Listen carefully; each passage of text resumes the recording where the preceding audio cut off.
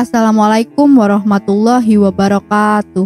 Kisah sahabat Nabi Shallallahu Alaihi Wasallam Utsman bin Affan memeluk Islam. Pria yang menjadi khalifah ketiga atau pemimpin bangsa muslim ini lahir sekitar tahun 574 Masehi.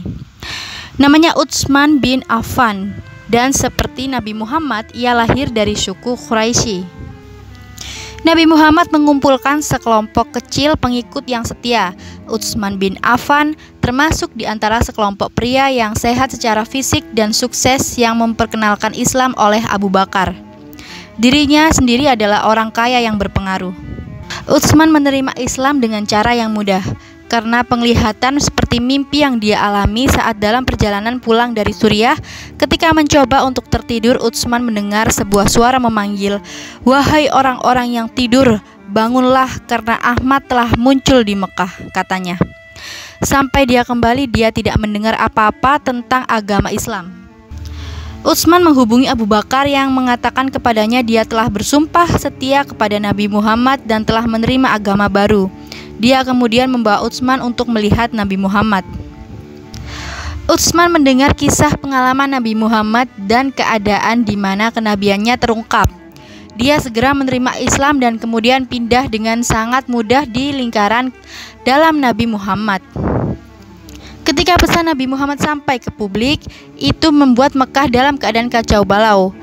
Banyak pemimpin yang takut kehilangan pendapatan. Pesannya hanya satu, Tuhan berarti bahwa arus perziarah yang datang ke Ka'bah untuk menyembah banyak berhala sekarang akan melambat atau bahkan berhenti total. Ketika barisan pengikut Nabi Muhammad mulai membengkak, orang Quraisy memulai kampanye penganiayaan dan melecehkan terhadap muslim baru. Kaum Quraisy siap berperang membela berhala-berhala mereka dan juga membela gaya hidup ekonomi dan sosial. Kampanye dengan cepat meningkat menjadi kekerasan dan pelecehan, dan bahkan anggota keluarga mereka sendiri tidak aman. Penerimaan Islam oleh Utsman menyebabkan reaksi kekerasan dalam keluarganya sendiri. Ayah Utsman sudah meninggal, tetapi pamannya berusaha untuk menahan Utsman. Dia mengikat tangan dan kakinya dan menguncinya di lemari. Baik ibu dan pamannya ingin dia menarik kembali pertaubatannya ke Islam, tetapi dia menolak. Utsman pun menghadapi pilihan berat dalam pernikahannya. Istri-istrinya menolak untuk menerima Islam, dan meskipun dia mencoba meyakinkan mereka tentang keindahan Islam, akhirnya dia harus menceraikan mereka. Utsman ada di sana pada saat kelahiran Islam, dan lebih dari 1400 tahun yang lalu dia menghadapi dilema yang sama dengan menghadapi beberapa mu'alaf baru hari ini. Keluarga besarnya sangat menentang pilihannya. Keluarga dekatnya menolak untuk menerima perubahan dalam dirinya dan gaya hidupnya sangat terganggu. Utsman menghadapi banyak tantangan dan dihadapkan dalam cobaan dan kesengsaraan yang tampaknya dirancang untuk menguji iman dan keyakinannya. Dia tetap tabah dan menerima Tuhan akan mengganti gaya hidupnya yang dulu dengan sesuatu yang lebih baik lagi. Nabi Muhammad terkesan dengan keyakinan Utsman dalam menghadapi begitu banyak tantangan. Dia menghargai iman Utsman dengan mengizinkannya menikahi putrinya sendiri, yaitu Ruqayyah.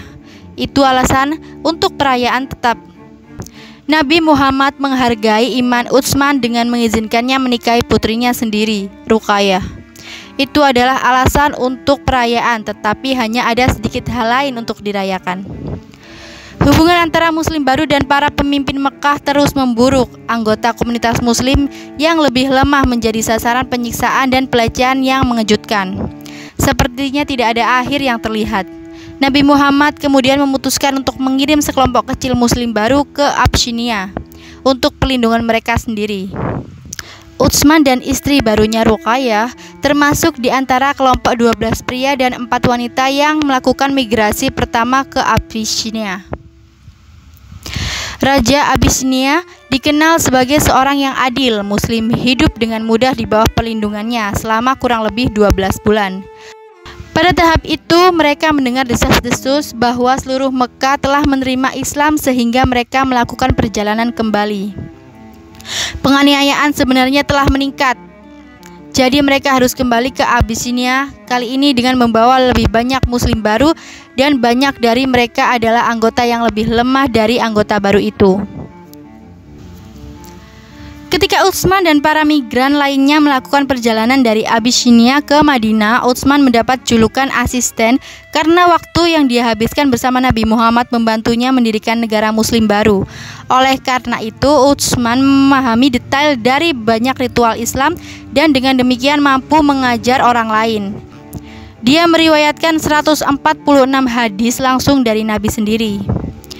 Dikatakan bahwa dia memberi secara cuma-cuma dari kekayaan yang setiap hari Jumat Utsman akan membeli budak dengan tujuan membebaskan mereka.